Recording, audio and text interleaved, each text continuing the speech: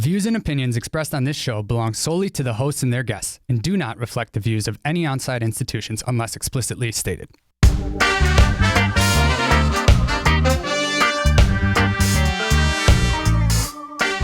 What's up, everybody? My name is Steve Vanderwall. And I'm Justin Klosser. And we're your hosts of Cannabis Cum Laude, a podcast devoted entirely to cannabis. We're going to talk cultivation, business, medicine, science, politics, advocacy, culture, and everything in between. Because let's face it, the cannabis industry is complicated, it's robust, and it has a ton of moving parts. So it's going to be our job to help you understand it a little bit better. So tune in every Friday morning for a brand new episode. And if you have a question that you'd like to have us answered on one of our shows, email us at questions@cannabiscumlaude.com.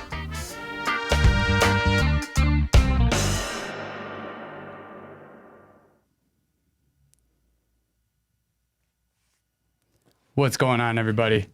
Welcome back to Cannabis Cum Laude. Congratulations to New York for finally passing the MRTA after how many years now, Steve? I think it's been in circulation for like 4 or 5, maybe even 6. Yeah, so congrats on that. Today we're going to be breaking that down. And to do that, we're going to be going over kind of the preliminary, we're going to be going over the bill that was submitted, right? But we do have this caveat that there is still going to be some legislation that's coming down later, regulations that haven't been built yet. But so we're going to have Steve break down the bill today. And Steve, why don't you tell us a little bit about your political experience and what exactly makes you qualified to talk to this about us? Sure. Or for us. Yeah, so I kind of got into the political side of cannabis, I think it was about 3 years ago. Was a co-founding member of Rock NORML, which is the Rochester chapter for NORML. They're the National Organization for the Reform of Marijuana Laws, and was their deputy director for a long time. It was a great organization. We had a lot of success. That's actually how you and I reconnected at one of the monthly meetings, and kind of really started to learn about cannabis policy at the local level and really at the state level. We got really involved in lobbying, or not lobbying, but because we weren't a lobbying group, but we were educators, right? We would sit down with politicians, legislators, assembly people, senators, and educate them on cannabis, about cannabis and driving and about the medicinal sides of cannabis and about the industry and sustainability and all these talking points. And we had a really strong impact on the movement of the MRTA. We were relatively unfunded. We were just a small grassroots organization that knew cannabis, and we had a sick team. So we made a lot of headway. We were responsible for the Monroe County District Attorney, Sandra Dorley, stopping the prosecution of low-level marijuana crimes. I actually personally negotiated that with Sandra in her office, which was really cool. I didn't know that. Yeah, it was really cool. It was a really cool experience. She's super reasonable. She was a Republican. She's a district attorney. So I thought I was going in there, and we were going to have to duke it out, but she was reasonable. We said A, B, and C, blah, blah, blah. And before you know, she's like, yeah, let's do it. This is great. And it was awesome. And I realized how far you can get in policy and in work, making progress with these sometimes hard to access politicians with education. It really is amazing. Absolutely. So that kind of fueled my love for educating around this industry. It's, a lot of why, we started this podcast. And probably my most recent stunt in the political sphere was last year. I think it was early 2020, maybe. Early 2020, yeah. It was shortly. That was actually the first time that I got to go to Albany with Rock NORML was last year with you guys, and got to watch Steve in action as he headed the round table talking to all these legislators. But I believe that was when you started working pretty closely with Jason Klemick and... Yep. Really diving into some of the tax negotiations, which kind of led you into this next endeavor, right? Yeah, Jason Klemick is a really talented tax attorney in the area who got in on cannabis early. He's probably, in my opinion, the most knowledgeable on cannabis tax policy in New York State for sure, possibly even in the country. And he created really this brilliant tax analysis that was way over my head, but I took it and used it as a tool and was able to testify at the joint legislative budget hearing on taxes And it was the Senate Finance Committee, which is headed by Senator Liz Krueger, who's the sponsor of the bill, and it was the Assembly Ways and Means Committees. And both of these committees are the money committees, the finance committees. So I got to go in there and really talk about how levying what came out to be a 46% tax rate on this industry was going to lead to catastrophic failure and a rise in the illicit market. And we laid out some really good points. I presented Jason's tax paper. And within 2 weeks, the MRTA version C was released, and they had dropped the tax rate substantially. So not saying that we could take all the credit for that. Alan Gandelman also gave a great presentation at that same testimony. You know, we were really hitting home on taxes because it was so important, and a 46% tax rate would have crippled the industry. Impossible for small businesses, prices through the roof, rise in the illicit market. We've seen it in other states. It was very clear. And they listened to us. And that's reflected a lot in this bill today. The 13%. MRTA. Yeah. I mean, it's a very favorable tax bill. It really is. I mean, the THC tax is a little bit wacky, but it's better than 46%. So it was a win. I mean, at the end of the day, New York is, let's talk about it. I mean, maybe there's social equity involved as well, but 90% of the reason New York's legalizing is for the tax money. And for sure. So it just doesn't make sense for them, right, to go into that with such a high tax that's going to end up resulting in no return at the end of the day, right? Because people are just going to stay in the illicit market. Yeah, it's definitely, I mean, there's no denying. You see there's just an article that came out about Illinois' market. They just did $102 million in revenue in March, right? Remember, New York State is the leading cannabis market in the world. So who the hell knows what, if we do something like that, the numbers that we will see. So when you start looking at the numbers, everybody wants to legalize cannabis, right? So you see all this language. You know, and I'm very grateful that we have a bill passed and everybody came to an agreement. And I don't want to shit on anybody. The bill is here. I'm happy about it.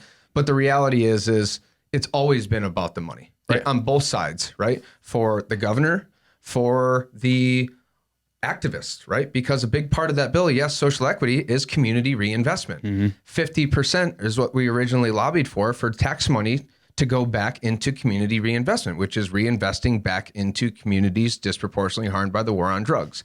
So it's always been about money, regardless of what side you're doing activism work on, whether, but it's a reality that we have to face, and money can do a lot of good, especially for communities, harmed by the war on drugs, and for veterans and all stakeholders of this industry. So money can't buy happiness, but if you're cold and somebody buys you a blanket, you're probably going to have a smile. Yeah. You'll at least be a little less sad. Yeah. But the reality is yeah, it's about money, but there's a lot of really good parts of this bill. And we're going to dive into it today. It's complicated. We're not going to get through everything. There's a lot of lawyer language. We're going to do our best to kind of weed some of that shit out because it's just complicated and lawyery and it's hard to understand. So we've done our best to kind of break down some of the points. So we kind of hinted at there's going to be more rules coming down the pipeline. And those are going to be coming from an office called the Office of Cannabis Management. Could you break down a little bit more what that office looks like for me? Sure. The Office of Cannabis Management will be the governing regulatory body in New York State, just like we have, the State Liquor Authority or all these letter agencies like the Department of Environmental Conservation, the DEC, right? A letter agency. This is going to be the governing body that governs cannabis. They're going to be OCM. The OCM, right? They're going to be responsible for license allocation and probably managing tax money. I'm unclear about how that all works, but they're going to be the governing body. They're going to have a lot of power, and it would be in everybody's best interest who wants to do business in this industry is to be on their good side. And maybe, so who's gonna, how do you get a seat on this office or this board? Like how big is it going to be? Yeah, it's a 5-person body, and it's actually chosen relatively democratically. The governor is going to appoint 2 people to this board, and the legislature will vote for 1 per body. So the Senate will get 1, and the Assembly will get 1. And then the chairperson has to be nominated by the governor and with the consent of the Senate. So it's okay. Pretty democratic. I do think that Norman Birnbaum will end up being the chairperson. He was brought in by Governor Cuomo last year and was a regulator under Gina Raimundo, who was Jersey? For New Jersey. Yeah, she's the governor of New Jersey. He was was a regulator in the cannabis industry there, was brought over to the Cuomo administration. So I would venture to say that he's probably going to be the chairperson. I remember hearing the story. I don't believe I can really recall the details. I think I saw some favorable comments and unfavorable comments. Do you know what way he kind of leads as far as the community goes, as opposed to necessarily the state? I don't know enough about him. Obviously you hear, it's politics, so 50% of people are always going to hate you. It's just kind of sucks of being in that how business. It goes. But I don't know much about him. I don't have an opinion. I heard he's a reasonable guy from some of my contacts that do work with him, which is good.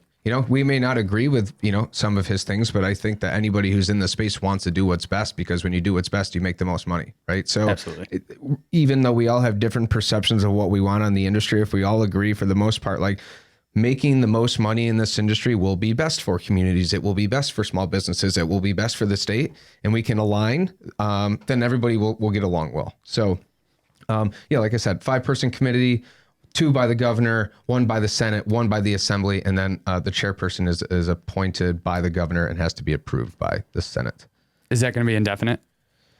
I don't know. I think it means in terms of terms. Terms, yeah. They're going to be able to kind of sit there permanently. I think it's 3-year terms. 3-year terms. Okay. Which is good. I think that's probably a good length because of the brand new industry framework. You don't want to put people out, have a revolving door of people. You got to get comfy with it, with a new administration. It's a new policy. So I think 3 years is good. It's not long enough to have a little bit of, you can make some change, but it's not too long where it's like, okay, now this is getting dangerous. I also kind of think it may be, I'm trying to think how to word this properly. Maybe shows that legislators have learned from history over the past, and that life terms don't necessarily work out in government bodies, and that it's good to keep fresh minds, or at least get reelected or something of that nature. I don't think life terms is a good idea. I think especially with something like this, where most people, most policymakers, in my experience in activism, is that most policymakers are uneducated for the most part on topics like this, or any topic, right? They have so much on their plate. And unless you're the sponsor, like Liz Kruger or Assemblywoman People-Stokes, you're not as invested in. You have to know enough about each of these million different topics to have talking points and to sound educated and to sound, like a politician. So there's really not enough time for them to be super educated. So it's like not even a 10,000 foot overview. It's like a 1,000,000 foot overview. It is like, and you teach the talking points, but like to go in there and talk to them, like we had at one point, like, okay, let's talk about 3 plants in veg, 3 plants in flower. And actually my buddy out of Missouri, Lance Lanau, reached out to me and said, hey, listen, just a piece of advice in terms of like lobbying for homegrow. It's already, some of the stuff is like, they don't even know what veg and flower, and it's confusing them. Say 6 plants. That's what you want, 6 plants. So there's a lot of educating. A lot of it you kind of have to, start very high level and like why taxes are this way, why this. But when you most politicians are very reasonable. Yeah. Some are very unreasonable. But that's human nature. In my experience, when you present good evidence and you don't attack people, so many activists get a bad name because they want to go in there and bang on doors and scream and chant. And, I guess there's a time and place for that. But the success that we always had was behind closed doors, having fact-based meetings, civilized conversations. And it worked. There was no crazy chant. There was, I don't know. I understand that there's time and place to congregate and to, protest, but advocacy cum laude. Yeah, it's educate people, provide value, and they will probably be very receptive to you. It was never that complicated for us. Absolutely. So I was looking over this bill, and I'm by no means legally proficient as far as the language and everything goes, but from what I could tell, it seems like this really is really well laid out. It's got a lot of provisions as far as protections for adult use, medical, like just in general. So for everyday Joe walking around, what now can they do, have, possess legally on them in their home? Yep. Those types of things. Yeah. So possession right now is you can carry up to 3 ounces of flower on your body. and have up to 5 pounds in your household, right? That's pretty substantial. And you can carry up to 24 grams of concentrate on your person. Unlawful possession, right? Possession outside of these means is a fine of up to $125. But then when you start getting into the degrees of severity, possession in the third degree, which is carrying over 1 pound of flour on you and greater than 5 ounces of concentrate, is a Class A misdemeanor. Second degree is you possess more than 5 pounds on your person and 2 pounds of concentrate. That's a Class E felony. In first degree unlawful possession is carrying 10 pounds of flour and 4 pounds of concentrate, which is a Class D felony. Don't do it. You'll get whacked. No, There's no need to have that much on you. If you can store 5 pounds at your house and carry 3 pounds on you, nobody should ever be getting a freaking possession charge. Wait till it's legal. 3 ounces. 3 ounces. 3 ounces. Do not carry 3 pounds on you. Sorry, do not carry 3 pounds. 3 ounces. And if you want to get in a distribution, or if you're in distribution right now, wait and get a distribution license, and you can carry as much as you want in a freaking truck. You can carry 100 pounds, but be mindful of these possession, because you can still get whacked. And if you get whacked now and you're looking to enter the industry, it may come back and screw you. So more than likely, if you mess up in the process of legalization and they have just thrown down these rules, like, they're not going to be like, oh yeah, you're going to change next year. Like, yeah, I don't know that for a fact, but I'm saying it would be probably best to have as much as a clean slate and follow the rules until we are able to actually operate as industry people. Yeah, and if you get caught selling this stuff, it like essentially like bumps up one, right? Like each felony bumps up. Yep. If it's a sale, or like, I think the fine doubled for unlawful possession, but then as far as punishments goes, it doubled. Yeah. So possession, we can have. Right now, you can possess cannabis. You can have it on your body. You can have it on your person. You cannot home grow in this exact second. We will get to that in a bit. But you absolutely 100% cannot sell cannabis. You can give it away as a gift. And cannabis is best delivered as a gift. Ain't that right? Nobody, That's PSA, right. never say no to free weed, ever. Unless it's got bugs or some nasty shit. But other than that, that's a great gift. So give weed away. And there's absolutely nothing wrong with selling something else and giving that as a gift with it.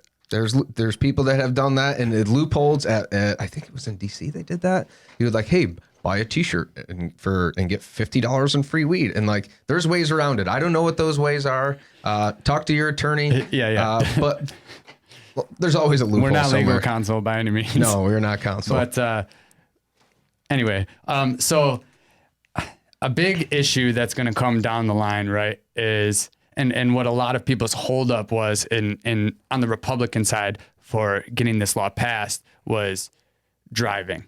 So, while maybe they haven't necessarily nailed down all the details for this yet, what's going on in the driving arena? Like if I get pulled over and I was just smoking a blunt, or not, if I get pulled over and I just have stuff on me, obviously I'm probably going to fall within the possession charges. But like, if I was smoking, am I going to be subject to a search? If they smell what I was just gifted from a friend, am I going to be subject to what's going on? Great question. The odor, this might be one of the most important tidbits in this legislation as it comes to the criminality of cannabis. The cannabis, specifically the odor of cannabis flower and burnt cannabis, has historically been used as a tool by law enforcement to conduct search and seizure. That is not a secret.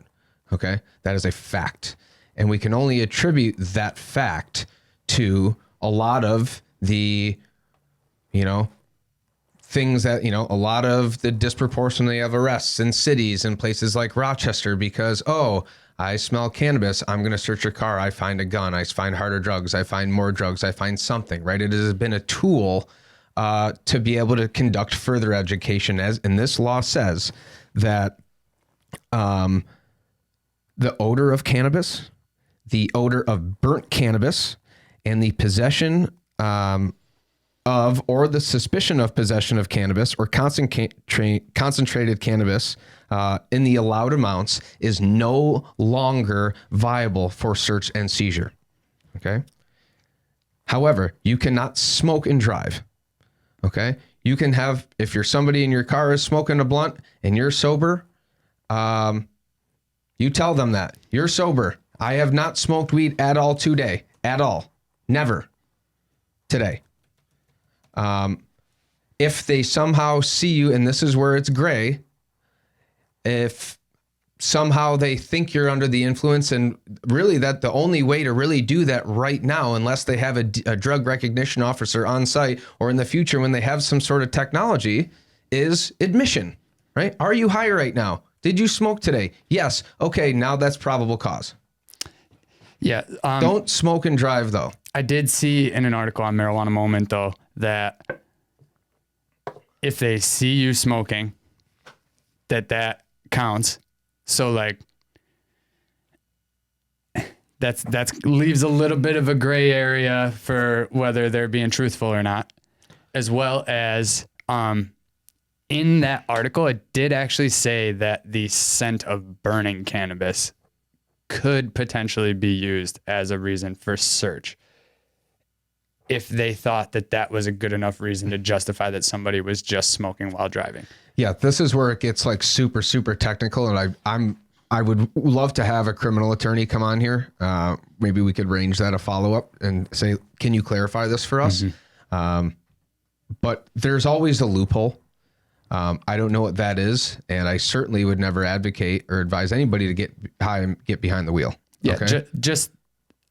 just to be safe though, like make sure you know what you're doing, and to quote the Pop Brothers at Law, just shut the fuck up. Yeah, yeah, literally. When in doubt, shut the fuck up. Okay, shut the fuck up. That's our PSA.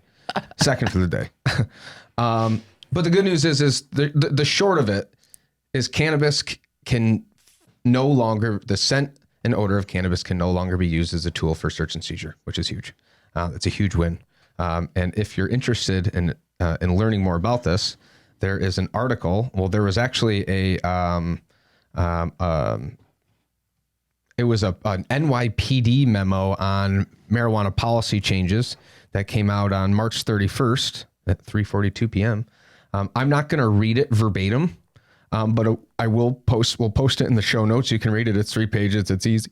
But that is like the language verbatim from the police department. So read it, understand it. And if you have any questions, feel free to reach out. You do have to keep in mind that's NYPD. So it could vary slightly in your local jurisdiction as to what guidance they're giving, but they are following by the same playbook. So yes, I mean, that's a good point. And like I said, I would really like to have a criminal attorney get on here and say, like, maybe we can get David Holland from Normal or something. That would be awesome to come on here and explain this. But if you're listening, David, give us a call. Yeah, Dave, call us, please. I've interviewed him before. He's a freaking awesome guy. Yeah, he's so cool. But yeah, we'll post this on the show notes. Read through it. Don't smoke and drive, and shut the fuck up. All right. So now that we got through driving, right? Really, the burning question on everybody's mind right now is, when can I put seeds to soil? Yeah. When can I grow my own plants? Right. Yeah, I know. That's huge. We got homegrow. And that's great news. But the bad news is it doesn't stop now. And I want to pretense this with a little story. I got a call. I was out shopping for Rachel's birthday the other day, and I'm going store to store. A News 8 calls me and said, "Hey, we know cannabis is legal, and we got a reference for you.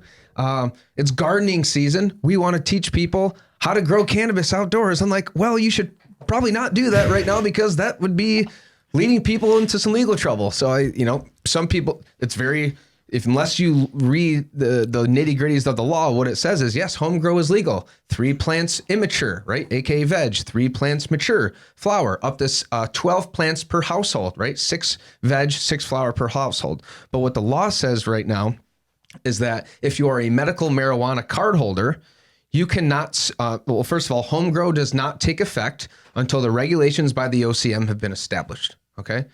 And what the bill says is that they have until up to 6 months within the effective date of the bill, which is Wednesday, that's when the governor signed the bill, to implement home cultivation for medical patients, which means it could be 6 months from Wednesday that you can start growing cannabis at home if you're a medical card patient.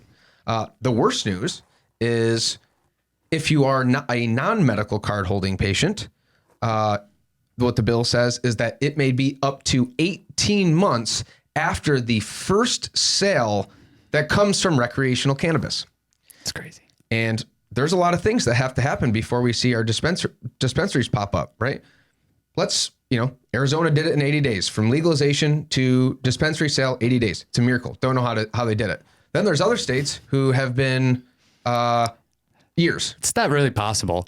They had to have been doing that. Like, let's talk about it. If they were waiting to start cultivating until they had a license, it would take that's a great point. At least that long Yeah. to get a plant to harvest. Yeah, I don't know how they did it. And there's no way that they had a license the day they signed the bill. You know what I mean? So unless it was just, I don't know enough about, I don't know. Maybe they had some provisions in there where they were allowed to bring in mature plants, no questions asked on how you procured your material. Maybe it was something like that. Yeah. But like, now that I'm thinking about the numbers and we're here on the show, great now. But anyway, it just doesn't seem like that's really legally possible. But anyway, honestly, I'd love to get somebody from Arizona to say, how'd you do that? Because that seems like there was a big gray area for a lot of people to be doing some illegal shit. But hey, they did it and it works. But New York is much more bureaucratic. There's much more things that have to happen. I would say at the very earliest, we start to see our first sales in January of 2022. I think that's optimistic too. I think that is, but let's be optimistic. It's sunny out. Let's be optimistic. Hey. But if we break your hearts, it's not our fault. It's New York State's. Okay. That's right. It says this says if you are a non-medical marijuana card holding person, AKA a recreational consumer, an adult use consumer, that it could be up till 18 months after that first sale. So if a first sale happens in January of 2022, you're looking at June, July of 2023. Right. Yep. It's bullshit. Yep. Here's a more realistic outlook of probably 2024 before adult use is legal. Unfortunately. And here's the reality, right? We talked about this, I think, on episode one of our first episodes, about the medical companies lobbying against home cultivation. Because why in the world would anybody want to go to a place like Curaleaf or some of these other medical facilities and get overcharged for a mediocre at best product with no flower, when they could just set up a little 6-plant grow in their house and grow enough weed? Well, they'd never have to buy it again, and it would be awesome, and it would be a fun hobby, and they would save a ton of money. So they met us in the middle with home. Yes, we got homegrow. We didn't get enough plants that I wanted, right? 3 and 3. I think that's kind of weak, but if you're doing certain grows, you can turn over whatever. I'm happy. And as long as you got some kind of spouse or roommate or something, you'd be all right. You can double that. And yeah, if you're doing it right and you're doing 6 and 6, that's for most people plenty of cannabis for the whole year, right? But the whole maybe not most people. Sorry, I don't think I can let that one slide. maybe for most of people who are going to now become consumers with legalization, that will be more than enough for sure. But yes, that's enough. If you're growing 3 and 3 or 6 and 6, that if you do it right, it's going to be enough. But you can't discount the amount of people out here who are just heavy consumers. And okay, fine. Heavy consumers, but you're still going to buy probably 80% less weed if you're growing your own. Maybe you got to go 20% when you're in between in between harvests or something. But for the most part, people can grow whatever they want at home. It's a hobby. They can grow whatever they want. They can have fun with it, and they'll spend significantly less than they would on the medical companies. And that's a reality, right? So I think they met us in the middle with 3 and 3, and then, okay, if you're a non-medical patient, you can't start for freaking 3 years. Which,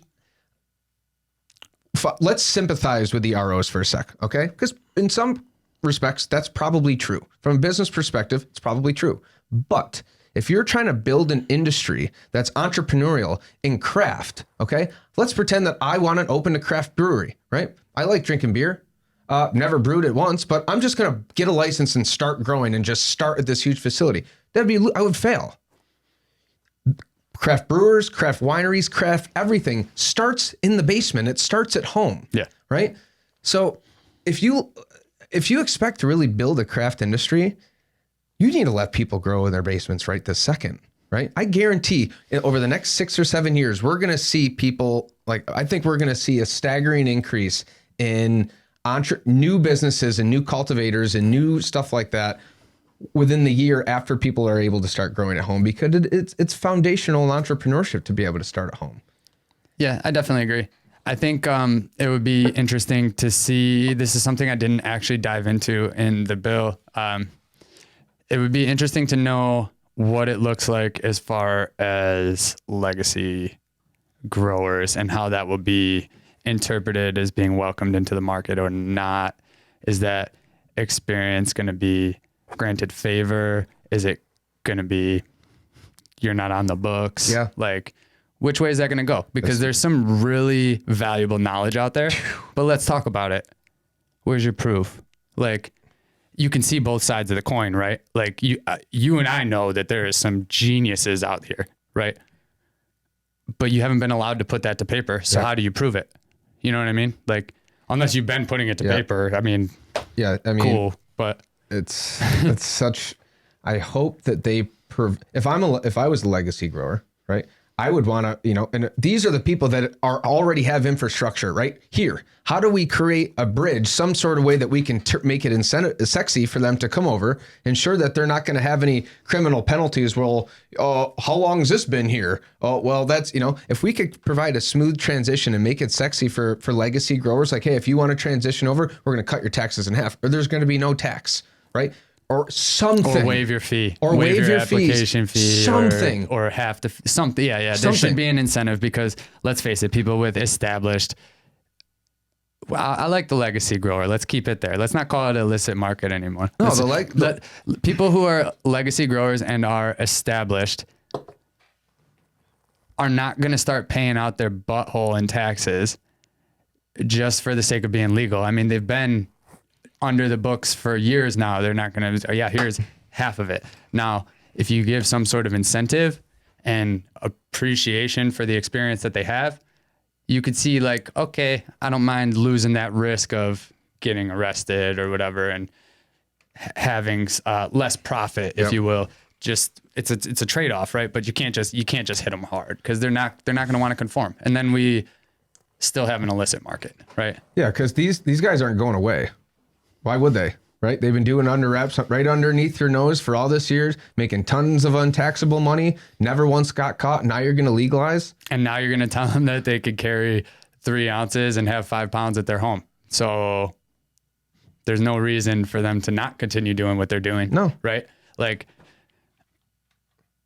I don't know. It just seems like it seems like they need to make a way to make that experience become valuable instead of trying to train new experience. Yep. We can get it. There's a way to do this right and jump out the market with a successful or a successful program, I think is the word I'm looking for. Because if we had a legacy pathway, we could get up and running so fast, right? Obviously there would be a regulation process, right? We have to figure out like the dirty, like license allocation based on square footage and fees and, well, and you got to be product compliant too. Totally. Like, obviously, you're going to have to fall into all those regulations and pass microbial testing, totally. all these things that come along with legalization. Yep. But I don't think that's to the detriment of anybody, right? No, that's should be. We could have the biggest industry in the world, but if it's littered with dirty weed, what's the point? Because you know what's going to happen. The people who've been opposing us and the prohibitionists are going to come back and say, we told you so, laced weed, shit's bad for you. No, it's not. This is where we do need good regulations, right? And this is where like a lot of these I don't know if we talked about this before, a lot of these like synthetic like pesticides and shit like that are like approved for vegetables and stuff, they're approved for eating, right? But what happens when you combust this shit, right? You eat weed and you don't get high, but when you combust it, you get high. What happens when you light some of these chemicals on fire, right? So we need to be very careful in the things that we allow agriculturally alone. Well, it changes them completely. Totally. It's like as soon as you set something on fire, its chemical composition changes completely. And unless you know what that's morphing into, you don't know how it's going to react within your body. Yeah. And that's just simple fact. Getting back into this bill though a little bit, I think there's also there's this term that we've all heard, right, from legal states. And if you're in the medical program, you've heard like an interpretation of this term caregiving that comes about. Essentially, it's like you can, and correct me if I'm wrong, you can like procure somebody else's cannabis for them, or in most legal states, it's more so of like you can grow for them, and they would have like multiple patients, if you will, in which they could grow for, and then that would like grow their size. So do you know exactly what that looks like here? Yes, I'm not as fluent in caregiving. I would love to do a follow-up shtick on this because it's really important. Essentially what a caregiver is say I'm a medical patient and you're a medical patient and Fitz is a medical patient and Sammy's a medical patient and we all need medical weed, but we don't know how to grow and maybe we don't know what to buy. You can hire an expert cultivator. I would hire somebody like you to say, hey, can you cultivate for me?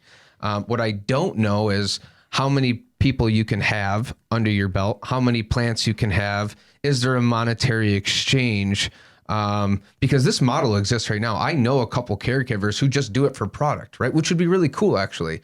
It would take away a lot of the like regulatory issues if it was done like non-monetarily. Obviously, you'd have to maybe figure out some way to, because this would be a full-time job for people. But the short of it is essentially you can hire somebody with a caregiver's license to cultivate for you. Yeah, I was looking through the bill a little bit, and I read a lot of the provisions that came along with caregiving. And then as I looked a little further into what I was looking at, I realized that they were talking about people under 18. And so I didn't exactly locate in there how that looks as far as like you and me are friends. Can I grow for you? Type situation. Yeah. If you're a patient.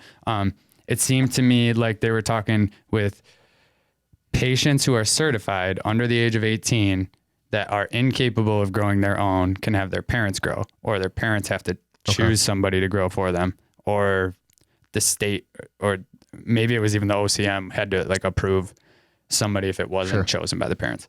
But so what they were looking at as far as caregiving provisions in there that I did read was that you could have up to 4 patients. Okay. And that if you were a caregiver, you had to get a registered card stating who you were caregiving for, and that the application and regulations for this would be as soon as possible. So it's like this is, I think, one of those areas that's very open to interpretation right now, that probably the OCM is going to come down with a little bit more details as to how it's going to work out. But that is something to keep your eyes on. It's a potential, I don't want to say loophole. It's not really a loophole, but it's like a potential way that you can ensure that you and others around you who may not have a green thumb are going to be able to have the medicine that you need. Because as a medical patient myself, I do think that this plant is medicine. 100% it is. And to speak to like the herbicides and things that you were bringing up before, like, I don't want that stuff in. I don't want other chemicals coming into me. Like, I actively choose to use cannabis so that I'm not using synthetic pills and things like that. So why do I want to have some other kind of substance? Why would you mix your medicine with poison? It doesn't make any sense. It should be if you're using it as medicine, and quite frankly, as anything, cannabis is. I think about cannabis as food too. It's something that we're in. If you're not, I feel like people are in like kind of this 3 camps, right? You have like the medical, which a lot of people like really like pain and mental illness and stuff like that. Really need like the high potency stuff and like, really, then there's people like me who is like, it's wellness for me. It's a daily thing. It's like taking a supplement. And then there's people who like to do it on the weekends. I think that regardless, you should always kind of have good quality stuff at your, where you want it, and you want to know if it's clean. Regardless of if it's recreational or medicine, it should be clean, right? We're fighting a food crisis right now, where a lot of food that's modern cultivated with modern agriculture is tainted with shit. And even though it looks perfect in the fruit stand, it's beautiful and red and luscious. What's the nutritional value? What's in there, right? Where like an organic tomato might look like it's got 3 freaking heads growing off it or a whole bunch, but it's delicious and nutritious. So it's one of those things where higher quality cannabis is going to make people healthier, right? Your endocannabinoid system wants high quality stuff. Your body wants high quality stuff. And there needs to be regulations in place to make sure that we're not tainting medicine for people. Absolutely. And I do want to throw a quick little disclaimer there that I don't necessarily think that organic always means higher quality cannabis. I think it could go both ways. If you're proficient at what you do, I think you can grow dank bud either way. So I don't want anybody to be coming after us like, oh, you only think organics is the way to go, but you just had an episode about hydroponics. Like, no, there's a million ways to skin a cat, right? And all of them equally as good if you do it properly, right? And that's really the moral of the story. Yeah, I do think that, for somebody who has went through the organic certification process twice, I can tell you right now from a farming perspective, I know a lot of farmers who've been growing organically for their entire lives, but don't want to go through the headache and the paperwork and the, always have an eye on them from, state departments and the certifying agents to make sure they're doing stuff right. So there's people that cultivate organically. They do really well. Having the certification is great, but there's also costs to that. And it's some, Can be viewed as pay to play. It can be viewed as pay to play. Yeah. Just like, and I don't know the details of this, but like, somebody was telling me like free range chicken, they only need to have like a certain amount of like area to run, like 3 by 3 feet or something silly. So they stuff like chickens in these huge warehouses and then give them this area to run. And it's like, technically, according to the law, it's free range, but is it really? So I don't know. I think there's pros and free range to stumble over each other. Yeah, literally. So another really cool thing that I saw in the bill was that it seemed to provide a lot of protections for the medical side, whereas like beforehand it was almost like taking a calculated risk as a medical patient, right? Like it kind of covered you, but if your employer wasn't cool with it, you might end up being a battle of the wallets. Like, I don't know. Can you talk to me a little bit about what's going on with the medical there? So it seems like medical protections have increased. I think one of the most important things is workplace discrimination. There's a lot of people out there who rely on cannabis and either have to be scared when they're at work because they're afraid they're going to get drug tests or have been banned from using it at all, who now can openly use that, which I always thought was so crazy. Like I could get prescribed OxyContin and Xanax and Klonopin and at the same time, literally at the same time. And I could, no problem. And an Adderall, maybe even to top it off. Yeah. Uppers, downers, some laughers and criers. Just in case you got a little sleepy. Yeah, literally. And it was no problem, right? Show up to work, you're fine. But cannabis, now I think that fear is gone for most people. So that's huge. And I also think, it doesn't apply to soldiers because it's, or I don't know. I didn't see language on that, honestly. That would be huge. Yeah. If veterans could now, and they might. Veterans can. It would be active that we would have to look into. I don't think though. I highly doubt it. And it's a psychoactive thing. It's not like they're going to be sending a bunch of soldiers on ayahuasca over to, you know what I mean? Like maybe, but really unlikely. It'd probably be a very select group of people that they would then say we're not actually American citizens. And you know what I mean? Yeah. Like that's how we would do it. Anyway, it was also really cool for it can't be used as a weapon in family court anymore either, right? Like if you're in a split household and in a custody battle or something and you're a cannabis user, that could have been something that cost you to lose your child or lose the ability to even see your child, which is not a thing anymore. So that's really awesome. Yeah, and domestic disputes, it's not going to be like you're on drugs or something, so that's really cool as well. You can't get arrested for use, but that's everybody. That's not just medical patients. And also what is revolutionary in this bill that I saw, having a medical card does not disqualify you from any right or privilege. Any right or privilege. Firearm ownership, I'm assuming. That's how I read it. That's a huge issue. There's really nothing. There's this I'm going to call it propaganda by he's a Republican senator. I posted it last year. I'll see if I can dig it up. I actually just saw it resurface the other day. It was this senator saying, if legal cannabis gets legalized and you buy, here go your guns, firing up a lot of conservatives. And That's not true. It's not true. There's no explicit language tying the two together. I don't have, this is not my area of expertise. Before I push this, I want to make sure that we have somebody on there like a criminal, because this is a big issue, because this was a really big issue that we continuously heard about was, well, what's going to happen if I'm a licensed firearm owner, if I'm a pistol permit owner, can I have medical cannabis for my child? You know what I'm saying? I think you're gonna get an answer that's gonna go on both sides of that, right? So it's kind of like a lot of these universities aren't really able to touch cannabis yet if they receive federal funding, because it's still federally illegal. Sure. And technically, the NRA, no, that's wrong. What's the? Wow, I just blanked out. ATF. That's what I was going for. ATF is a federal agency. So if they think that cannabis use is still illegal and your application asks if you illegally use cannabis, it's going to be open to interpretation, right? Just be careful. It's kind of a gray area. I think what the language is saying is that the state's not going to prosecute you for it, but and I think that would also then mean that since pistol permits are state or county administered, even they're not federal, that I don't know how it might have to go through federal approval, but I'm pretty sure it's by the county. Okay. I think that then would mean you would be able to get your pistol permit. I think, like you said, we would have to get somebody who's more legal, but as the exact verbiage states, I will tell you right now, as a very educated individual, I would 100% be willing to take that paragraph to court.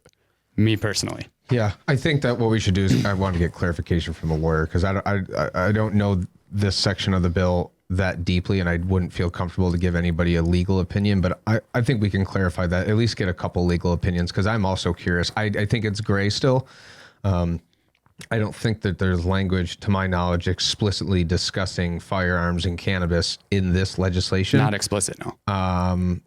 But I'm sure arguments on both sides of the aisle. So let's follow up with that, because I'm very interested in this. Well, definitely. But it's also in if you think about it in the same light of them making it the same as opioids or other prescriptions at work, what's the difference?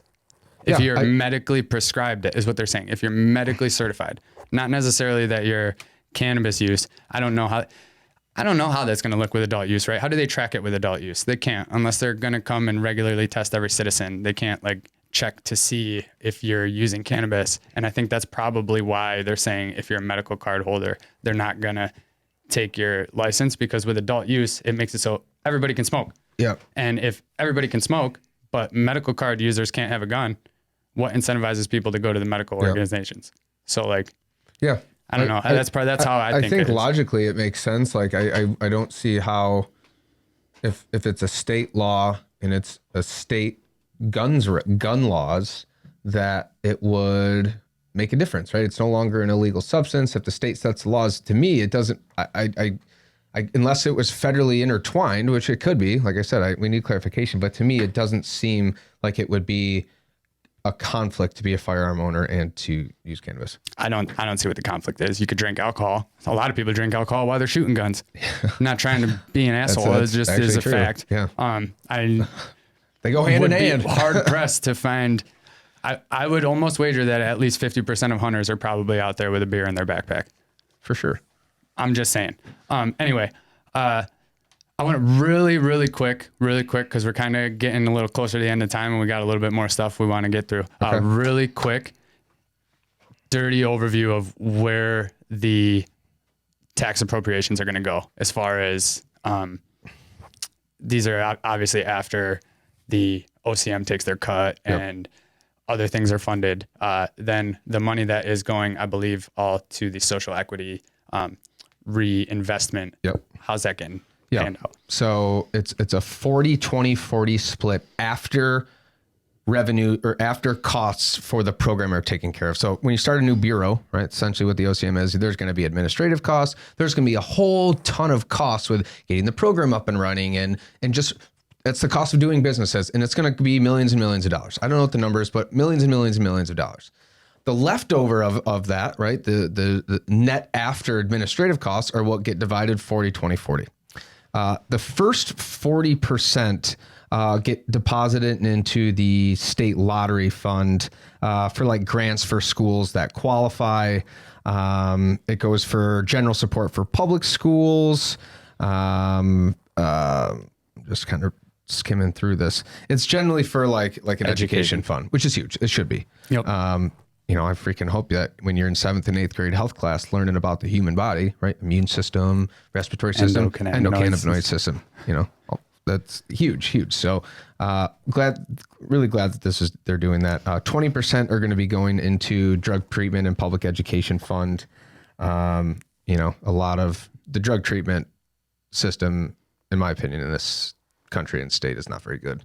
I think that, I don't know how much money that will be. I do think it could have a substantial effect, especially on curbing the opiate crisis, especially if we can really find a great way to help people who have had trouble with opiates and stuff transition into cannabis as a harm reduction tool.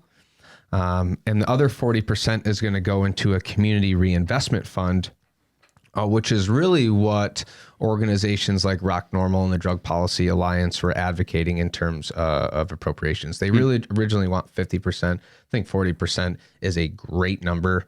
I don't think anyone's arguing for that. And this money will go into grants for qualified community-based nonprofit organizations and local government entities for the purpose of reinvesting in communities disproportionately affected by past federal and state drug policies. Some of these grants can be used, including but not limited to support job placement, job skill services, adult education, mental health treatment, substance use disorder treatment, housing, financial literacy, community banking, nutrition services, services to address adverse child experiences, and after school and childcare services, and system navigation services. This is huge because there's a lot of people who, you know, have went to jail, are currently in jail, who've had their lives kind of uprooted and destroyed from this plant. And I think providing tools and money to like help people like this get back into the industry, and to help people who, you know, with skills training and incubators are going to be huge. Incubators and co-ops where they can really say, hey, you want to be in this industry, teach you how to trim, teach you how to grow, teach you how to be a dispensary owner, teach all these things. I think there's a different framework that needs to be taken as far as trying to enter this industry, right? There's definitely obviously going to be those people that are needed, but let's also talk about how flooded we're going to be in probably a week ago with people coming from California, Colorado, everywhere else, where they're like, oh, new opportunity, let me go try and start things over there. Not that I think we should allow that, but like, it's going to happen. So there's going to be those growers. There's going to be the legacy market that's going to try to get in, right? You don't need to learn a new trade. The fact of the matter is this is a brand new industry that involves a million other aspects of industry. Yep. There's HVAC, there's security, there's graphic design, marketing, delivery, legal, everything. Everything you could think of in an industry, cannabis needs it. Yes. And you can just switch your focus. Like, you don't even have to retrain, nothing. You might even be able to incorporate your current business model and just add cannabis into it. Yeah. Like ancillary businesses, right? I spoke to a gentleman today who is in the nutrition prep service, right? In catering. Okay. He's got all the equipment. He's got everything you would need. He goes, I want to get in, and eventually I want to learn how to make edibles. I want to learn how to make, you know, when it's legal, I want to get a license. I want to do that. Okay, fine. You got all the infrastructure, you got the real estate, you got the equipment, you got the know-how, everything. Perfect, right? There's businesses out there like that. If I'm a law firm and I am in real estate law, well, I'm going to start looking at cultivation facilities and industrial facility. Like, if any business, literally almost any business that exists, whether it's an agricultural or a plant touching business or an ancillary non-plant touching business, can in some way, especially if you're creative, enter this and enter the cannabis industry. And do you know what's really a huge space is the event space. Oh yeah. That is going to boom. New York. Everybody knows this. Like, New York and California, we're like the party states, right? Yeah. And maybe Florida. And like, obviously Nevada, you can't count out Vegas. But like, Expos and shit. I mean, look how big MJ, if we could have an MJ BizCon in New York, I mean, those things bring in millions of dollars and hundreds of High Times is in New York. Yep. You don't think they're about to blow things up? Yep. Like, hit them up if you need some media work or something. You know what I mean? Like, listen, any kind of job. I would like to I would like to offer maybe this, and this is a little off the cuff, but if you are interested in getting in the industry somehow, whether it's whatever it is, you don't even know what, and you're interested, send us a message. Okay. Yeah. logistics@cannabiscumlaude.com or email or send us a Facebook message, an Instagram message. Ask us. Maybe we can help you. Yeah, we might be able to connect you to the right person at least. We both have a ton of contacts. We're well networked. We have people who are in the space, who are investors, who are looking to get in this space. If you're interested in working in the industry, send us a message. Maybe we can help. All right. Or maybe we can't. Last thing I want to touch on as we're coming right to the end of our hour here. People who want to get licensed, what kind of licenses are going to be available? What do those look like? Do we really know the application process yet? No. Well, there's a whole bunch of different licenses based on where in the supply chain you are, right? There's going to be a cultivation license. There's going to be a processing license, which will be like extraction and manufacturing, right? Edibles and shit like that. There's going to be a distribution license, and there's going to be a retail license. That's the supply chain. Anytime we talk about supply chain and the term seed to sale, that's what encompasses that. Cultivation, processing, distribution, retail. There is also going to be a really special license. Actually, before we get into this, let's talk about these some caveats in this. We've heard us talk about this. This is some language that was often used in the advocacy process is prevent vertical integration. Vertical integration is a company's ability to own the process from seed to sale, which means they could cultivate, process, distribute, and retail. That can be really damaging to an industry because when you own the entire supply chain, your economies of scale are much stronger than a small business. The cost of doing business is less, and you're way more competitive, right? Just like if I wanted to start up a toothpaste company right now, I would never be able to compete with Crest, right? Right. Economies of scale. So there's already companies like Canopy and Aurora and Tilray and all these big companies out there that if allowed to do this on a mass scale would come in and would take over. Right, we saw that in Nevada when they first legalized. They gave out. It's essentially what happened with the medical market in New York. So it prevents that on a large scale. If you are going to cultivate and process, you can own a cultivation, processing, and distribution license, but not a retail license. And quite frankly, you could be a monstrosity and own those 3 licenses and not get retail, but that's neither here nor there. However, you can own all 4 licenses under one roof if you get a micro business license. And a micro business is like a craft brewery or craft winery, and it's all going to be based on. It's either going to be based on like all these different licenses are going to be based on square footage or canopy space. I'm not sure. That'll be ironed out in regulations. So let's say, for example, not plant count. I don't think so. Okay. I hope not. Too, I hope not. I hope square footage. That's what I hope. But a lot. I mean, if topic for a different day. I was going to get into sustainability, and that's not for today. So let's go. Okay. We should talk. I want to talk about that later because I think we could have a good conversation on it. Essentially, a micro business will allow you to cultivate, process, manufacture, or distribute and retail all under one roof. And the parameter is going to be, you have to be below a certain amount of, I'm going to say square feet. I'm not sure, but there will be some size parameter, which is cool. That's where we're going to see craft businesses pop up. The downside of that, which I don't think it's a downside, is there's a ceiling, right? But if you're efficient and you have a good distribution and a good product, I'll tell you right now, you can make a couple $1 million at the very least, out of a freaking 10,000 square foot facility. I can tell you that for a fact. Okay. Yeah. Millions of dollars, multiple millions of dollars. Okay. In my opinion, when you start getting bigger than that, 50,000, 100,000 square foot grows, that's problematic and unnecessary. Just to drive it home a little bit, when he was talking about those economies of scale. So what happens when you experience these economies of scale? It makes your cost less, right? We didn't explicitly say that. And so when your cost is less, you can charge less. And when you can charge less, you start to be able to be the person who can set the floor. And when you can set the floor on an industry, you can make it so that it's unfeasible for the small guy to be able to survive at those prices. And it drives your end cost down, right? Let's say, for example, I'm a small cultivator and you're a large cultivator, and I'm buying 5 fertilizer bags for $100 a piece, or I'm buying 1,000, you're buying 1,000 fertilizer bags at $10 a piece. When my costs are way down throughout the supply chain, right? You get buying power, your costs go down and your prices go down, and low prices is large business, right? Lower price shit always sells more, right?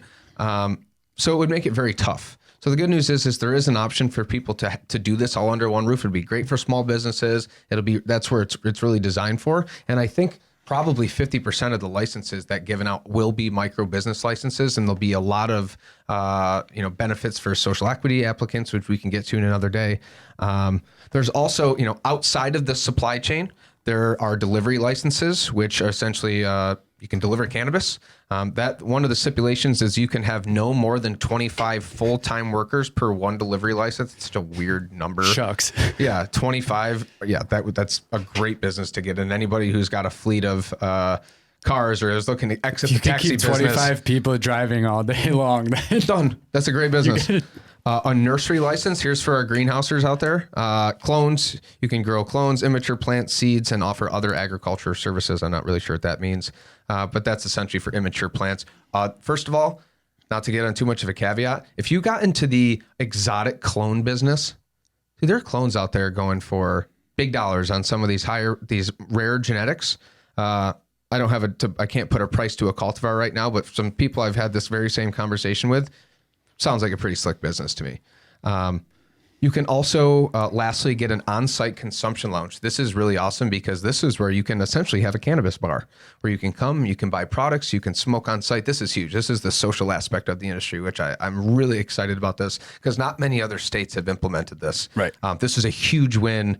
And I think it's just going to be, it's huge. It's going to drive the community too. Yes. Like, think about being able to meet up and go meet random people in public and not have to witness them punching each other in the face because somebody saw somebody's shirt color was different than it really was. Well, that's why I'm interested because quite frankly, over my years as I get older, I like drinking less and less. I'm not against it. I do, had a glass of wine, a couple glasses of wine last night.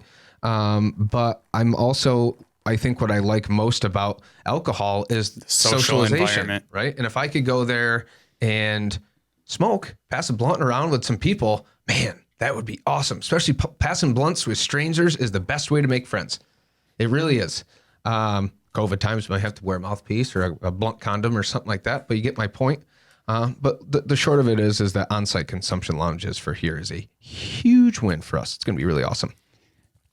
Are we going to make a consumption lounge? Cum Laude Cafe. Cum Laude Cafe. Yeah, that would be actually awesome.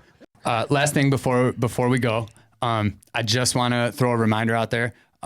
We did announce this on social media a couple days ago, but when Rob was here for the hydroponics episode, he brought a Pulse One that for us to give away to the listeners. And so that giveaway is now live. You can find the post on Facebook and Instagram, and we'll be recirculating with links to get to that more easily. And in that post, it'll tell you there's 3 ways you can get an entry. And so, yeah, do everything you can to get in there. You got to check out the Instagram, check out the Facebook, YouTube, Apple, all these kinds of things. Like I said, the details are in the Instagram and Facebook post. Check those, get in on this entry. You can't go without a Pulse One. I mean, it's a lifesaver. It makes life so much easier, and you will sleep like a baby. Yeah, if you're growing at any scale, 6 plants or 100 plants, and you need to control your environment, this is the best tool out there. One of the best tools out there. I mean, this is an awesome giveaway. I'm about to go have all my aunts and uncles and cousins apply on my behalf. No, I'm kidding. I would never do that. But seriously, it's a really good, it's a great product, and we're looking forward to giving it away.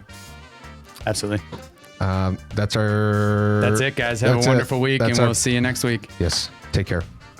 Thanks to our friends here at Rockbox Recording and Production in Rochester, New York. They are a full professional podcast and video studio designed by a radio guy for podcasters. Audio, video, voiceovers, editing, whatever. Mouth off at Rockbox at rockbox.com. You can follow Cannabis Cum Laude on LinkedIn, Facebook, Instagram, Twitter, and Cannabuzz. Type Cannabis Cum Laude into your search bar and you should be able to find us, but the links will also be posted in the episode notes as well. If you want to help support the show, head on over to Patreon, and that will ensure that we're able to keep the best quality sound and video coming to you on a regular basis. And if you liked what you heard today, please don't forget to rate and review the show.